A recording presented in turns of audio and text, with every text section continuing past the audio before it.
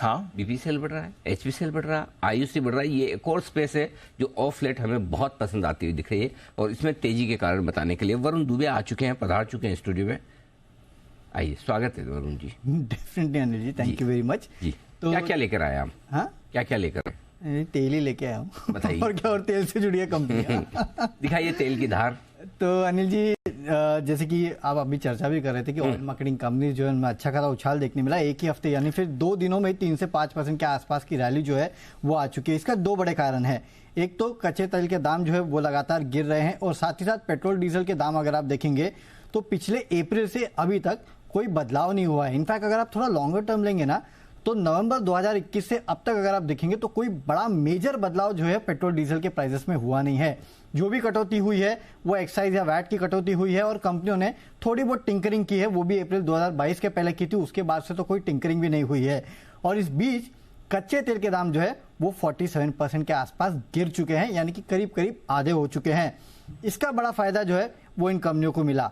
देखिए, एक तो कच्चे तेल के दाम घटे, इसके अलावा माना जा रहा है कि रशिया से जो क्रूड इंडिया खरीद रहा है, पहले ऐसा होता था कि इंडिया के जो कुल टोटल इंपोर्टेड क्रूड होता था उसमें 2% के आसपास रशिया का होता था। अब ये बढ़ के करीब 20-21% के आसपास हो चुका है।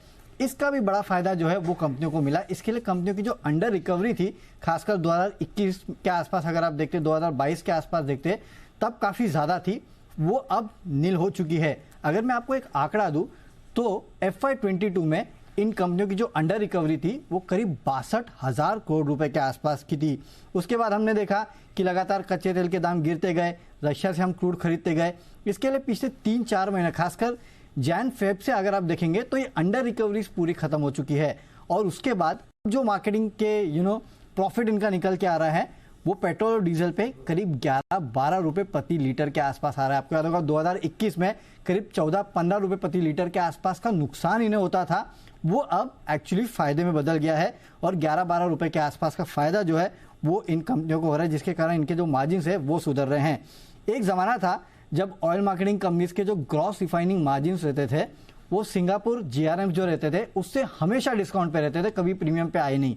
ये पहली बार ऐसा हो रहा है कि ऑयल मार्केटिंग कंपनीज के जो ग्रॉस रिफाइनिंग मार्जिन है वो सिंगापुर GRMs के सामने प्रीमियम पे है। अगर आप सिंगापुर GRMs देखते तो वो करीब $8-10 के आसपास थे, और ऑयल मार्केटिंग कंपनीज के मार्जिन अगर आप देख ले तो करीब करीब $20 के आसपास जो है वो पिछले क्वार्टर में देखने मिला है। तो क्वार्टरली रिजल्ट्स अच्छे आए, साथ ही साथ जो पहले नुकसान था इनको या फिर जो अंडर रिकवरीज हो रही थी वो अब फायदे में बदली है।